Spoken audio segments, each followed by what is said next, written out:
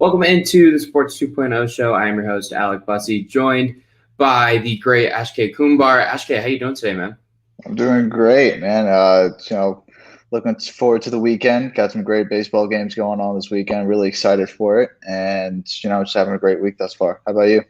Yeah, I'm doing really well. Really excited to finish the show. After that, I get a tour of the Illinois football facility for one of my other jobs. And then I'm going on vacation starting this weekend, so I'm really Oh, excited for them as nice. well. So, yeah, hopefully I'm able to get out of here and good timing and then still give some good content. Anyway, Yeah. let's preview today's show before we get into the topics. We're going to talk about foreign substances in Major League Baseball. Of course, this is going to be a Major League Baseball heavy show with the two of us on it. That's obviously the major headline across the sport right now. Tony La Russa and the Chicago White Sox have the best record in baseball despite some crazy injury problems and, of course, all the storylines in the offseason around the decision to hire Tony La Russa instead of some other managers. And then we're going to talk about Jacob deGrom, who had another great outing but got hurt again. So we're going to finish the show up with that. All right, Ashkay, let's get to it first. Foreign substances in Major League Baseball with these pitchers, where are you kind of standing at right now? And where do you think the direction of this could lead in the next couple of days? I think that it's a really weird situation right now that the MLB has decided to kind of combat this in the middle of the season. I think it creates a lot of confusion, not only for the players but for managers as well, and also the league. They're putting a lot of these, in-game situations on the umpires as well. I think it creates more confusion than it did even before. I think what they should have done is really, started this in the off season. What about you? Yeah, I think there's definitely certain things that they probably could have implemented this season. I think the decision to try and get rid of Spider Tack or to try and get rid of the Pelican grip, I think that may be kind of a good goal to have this current season, but to ask Yeah. Major League pitchers to completely abandon any foreign substances at all, something that a majority of them have been using for a long span of their career. I mean, it's no Right. secret that Major League pitchers have been using some sort of pine tar substance or mixture of pine tar going back to the 1990s. And Major League hitters don't seem to have a huge problem with that part in their game or that stuff being allowed in the game. So making Major League pitchers completely get rid of that, obviously the sunscreen and rosin is another thing that they're forcing pitchers to get rid of. And that's something that's been used for, I feel like, forever, right? Yeah. And that's something that Major League pitchers in general just, that it creates a little pasty substance, obviously, and it helps give them a little bit better grip. I think kind of trying to police everything all at once in the middle of a season might be going a little bit overboard. I think if you're able to police the really aggressive, the really sticky things, the things that are really making your spin rate just skyrocket, I think that that's a good lofty kind of goal that you could have now. But to police everything just seems a little bit of overkill. And now pitchers are going to be forced to make these adjustments with literally nothing. And I've read something from Jeff Passan on Twitter in an article. I've read so much about this week, but he mentioned that one thing he had heard from one player was the idea of putting a pine tar rag on the back of the mound. So pitchers have that currently this summer. And of course, Major League Baseball is not going to allow that. But to me, that's not a bad idea. That's not something that I think it pushes it too far. And as long as position players or the guys stepping in the box don't have a major problem with it, I don't either. Right. No, I definitely agree. I think I think the MLB right now is trying to do a little bit too much, just trying to get like all of the substances banned. But I think that in the right proportion, substances do help. I think that if there were no substances, that if pitchers were just throwing like 95-mile-per-hour fastballs, they definitely wouldn't have a lot of control on it. So I definitely think that the rosin bag that they have right now and that pine tar towel thing, I think that's a good idea, but it's going to be interesting to see how they go about it, considering that right now they're just solely trying to ban all foreign substances. I think that they should, honestly, in my opinion, kind of take a step back, wait for the off season, and then go through different trials and see what works and what doesn't work. Yeah, and what I think they should also do this offseason and probably should start doing now on June 17th is investing a lot of time, put a team together, get a group of scientists together, work with the players to find a way to create some sort of baseball that's, one, consistent in the way it's made, but two, consistent in the way it feels for pitchers.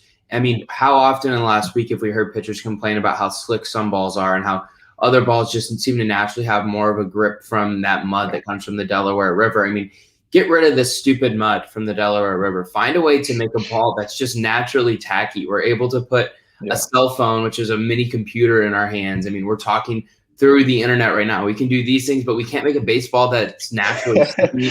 The pitchers don't have to put spider tack on a ball. I mean, come on, like, figure it out, Major League Baseball. That's not hard to do. And if it means a baseball doesn't have as long of a life, I mean, if it means a baseball's lasting 3 pitches instead of 5 or whatever it may be, I don't think anyone's going to complain about that. I mean, that just means more baseballs for fans in the stands potentially. So figure out how to make a ball somewhat sticky. Yeah, no, I have to agree. And I think that the way MLB is going about kind of like cracking down on it now is it's not the best. You know, they're really just leaving it up to the umpires at this point. And you know, we've seen the past couple of years, umpires don't even know what balls and strikes are at this point. So, you know, I think that since they have the ability to just, you know, like throw any pitcher out for just, you know, even like the thought of using a substance, I think it's ridiculous. And it could also honestly lead to, you know, false suspensions. And I think that this situation, at least this right now, it can be fixed. But I think that if they were to continue where they're going right now, it would create a lot of problems. Yeah, I'm just really interested to see where this goes in the next week to 10 days and obviously through the rest of the season. I mean, we've already seen batting averages increase by about 10 points from the last 10 days. And that's a crazy jump. We've seen runs increase and we've seen spin rates go down a fairly significant margin in that time frame as well. So it'll be really interesting to see how Major League teams continue to adjust to that. All right, let's get to the second topic. Tony La Russa and the Chicago White Sox. They have the best record in Major League Baseball. They overtook the Tampa Bay Rays for that yesterday after Yasmani Grandal hit a walk-off into the right field corner, brought a runner around to score in the 9th inning. White Sox win. White Sox take the best record away from the Tampa Bay Rays after beating them on a walk-off. Akshay, where are you at with the White Sox? I know they're in a really bad division, and they've been able to benefit against playing really bad teams. They're the only team in their division with a positive run differential. In fact, they have the best run differential in baseball. But where are you at with the White Sox right now? I think they're doing great. You know, there was obviously a lot of controversy. You know, signing Tony La Russa. He's, you know, like one of the oldest managers in the league right now. But he's done a great job. He has not only adapted to the situations that have, you know, obviously unfortunate injuries that have occurred, but he's also created opportunities for these other players to come in and succeed as well. And I think that overall, you know, the pitching staff and the hitting is also just extremely beneficial. It helps Tony La Russa look good, and also he also helps them. So right now, I think the Chicago White Sox are the best team in baseball. Obviously, their record proves it, but I do think that they're playing at an extreme level. And, you know, granted, they're in one of like the worst divisions of baseball, but still, it's very hard to win in baseball. And they're doing that at an exceptional rate. I think they'll continue this. Hopefully, they don't lose any momentum going into the All-Star break. But I think that right now they're doing a great job, and I would love to see them succeed and make a deep playoff run. Yeah, I think you think back to whenever it was that La Russa got hired. I want to say that was after the new year or right around it potentially. And I think that was a very scrutinized decision to hire him. Obviously, Jerry Reinsdorf decided to fire him all the way back in the 1980s. And La Russa eventually goes on to win 3 World Series, one with the A's in '89, one with the Cardinals in '06, and then another one with the Cardinals in 2011. And then he comes back after a 9-year absence or a 10-year absence, really. And now he's coaching the best team in baseball. It just seems like Tony La Russa is able to pick up where he left off, obviously winning the World Series in his last full season. You know, I grew up watching a lot of Cardinal games growing up in that area. And Tony La Russa was a guy who always was in the dugout. And you never knew that he was going to be outthought by the manager that was across the field from him. He's always thinking 5, 10, 15 pitches ahead to begin with. But then he's also thinking 3 innings ahead, 5 games ahead, whatever it may be. And his managerial expertise is crazy. And I think there's definitely times this season where he's missed the ball at times. I think a lot of that just comes from the fact that, you know, he's been out of the game for so long, or he's been out of the dugout for so long. Obviously, we saw the extra innings thing that he experienced this past or a couple months ago now. And then obviously we saw the Yermin Mercedes situation in Minnesota where he swings at a 47-mile-per-hour fastball or whatever it was, and he hits it out. And La Russa doesn't necessarily defend him how a lot of people wanted him to in the public through media. Putting all that aside, if the White Sox win, Tony La Russa is going to be viewed well in that city. And it's no secret that they have the best record in baseball right now, and they're doing it despite their starting left fielder, Eloy Jimenez, being out. Basically, I mean, he hasn't played a game yet this season, and there's a belief that he may not play at all this year. Luis Robert got hurt within the first month of the season, first couple weeks of the season. He could very well be out the entire year in center field, and he's obviously one of the brightest young stars in Major League Baseball today. And this past week, we've seen Nick Madrigal, their young second baseman, very good contact hitter, gets on base at a really high level. He's done until the end of the season with a hamstring injury. The way that the White Sox have been able to overcome these injuries with guys like Adam Eaton in the outfield and guys like Billy Hamilton in the outfield and Garcia in the outfield is honestly really impressive. It shows an incredible amount of resiliency from that entire locker room, manager included. It shows a great understanding of a day-to-day game plan, and it shows a great leadership from the players on that team. I mean, Tim Anderson obviously was singled out by La Russa in the past couple of weeks, and Jose Abreu is a reigning MVP, and their pitching is incredible with Keuchel, Lance Lynn, Kopech coming out of the bullpen, and of course Giolito and Rodon are having incredible years in the starting rotation. So what the White Sox have been able to do is incredible to me, especially with the injuries. Yeah, no, for sure. I have to agree. I think right now their clubhouse is, extremely tight. I think that they all understand each other. They all have a common goal of winning, and that goes a long way. And especially in baseball, it's a long season, 162 games. Not everyone's going to be healthy, unfortunately. But the fact that you have people that are able to step up in these moments and perform at a high level, I think that's going to go a long way for them, not only in this season, but in future seasons as well. Yeah, and I think it's really kind of funny that you mentioned that they have a tight clubhouse. I think they do too, from an outside perspective. They seem to get along well. They seem to be locked in and focused on their day-to-day goals. And I think a big concern when the White Sox made the decision to hire La Russa was, well, how's the hell are he going to relate to all these young players who are really talented and are from a totally different era of baseball? Well, they're winning. So he's clearly relating to them pretty well, right? Yeah. All right, let's get to our last topic of the day. Jacob deGrom goes 3 perfect innings last night for the New York Mets. He strikes out 5 of his first 6 hitters. Akshay, he's been incredible this year, but he's also suffered injuries a lot this year. He suffered the side tightness that put him on the IL.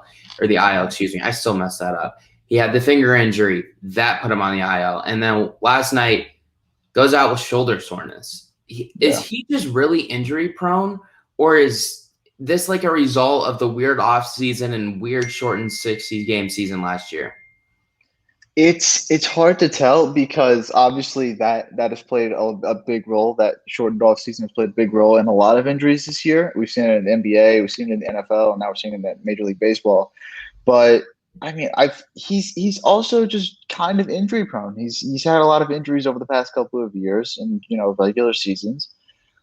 In my opinion, I think that he's a little bit injury prone, but also the fact that he's had a shortened offseason and has, not only like tripled his production this year, but also like taken on this like huge role of like throwing like a perfect game, perfect like shutout innings every night. It definitely plays a toll on his body. And I think, he is 32 years old. Obviously he's not, one of these young arms, but I mean, he's still producing at a high level. I think that it's kind of a combination of the shortened off season and the fact that he's just injury prone.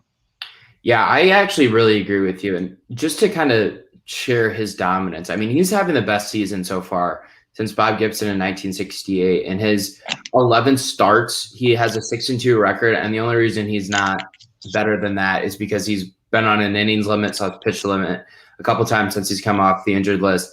And 2, he doesn't get a lot of run support on a consistent basis. So he's 6-2, but he's got a .54 earned run. That's crazy. That's just insane. He has more RBIs this season than he does earned runs against. I think he had another RBI last night. He's up to, I believe, 3 earned runs, 4 earned runs. Yeah, 4 earned runs on the season. He didn't give up one last night against the Cubs in 3 innings of work.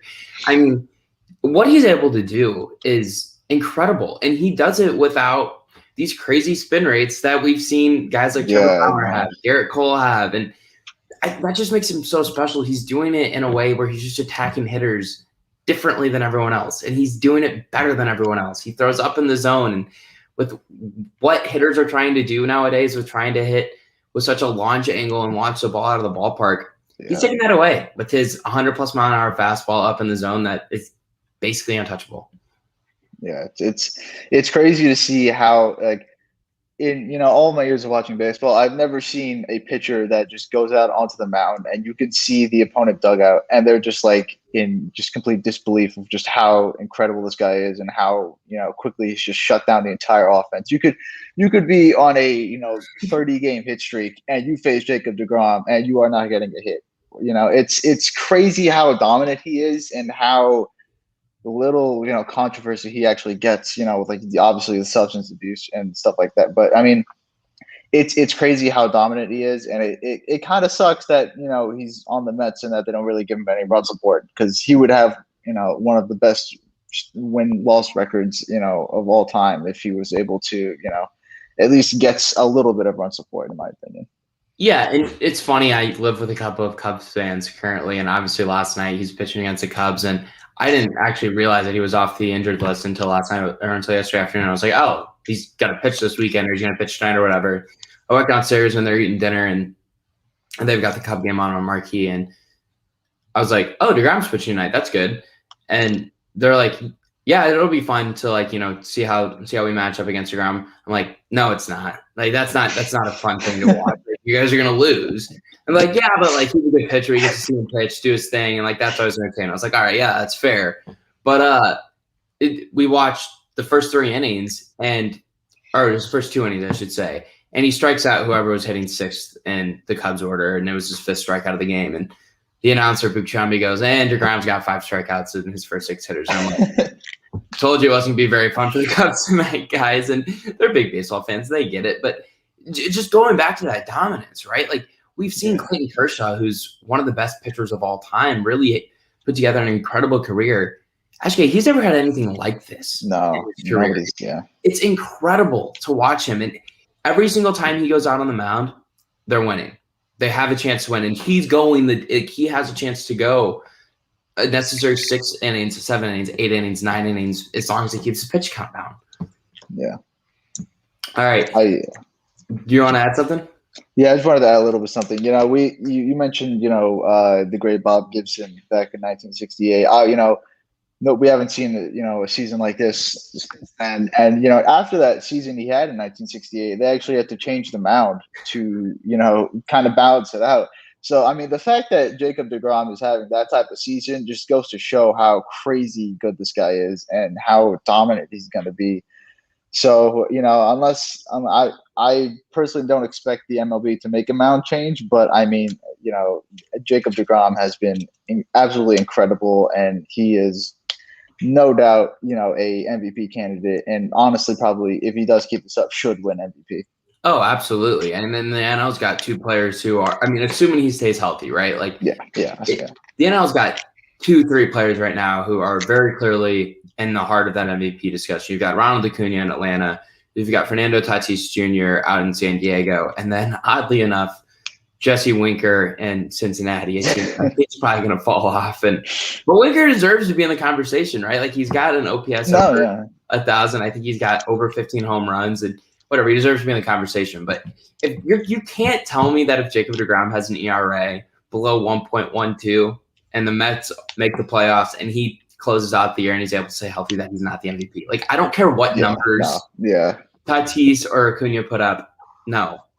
deGrom has to be the MVP. I mean, that's the greatest season in the history of baseball if he's able to do it. So,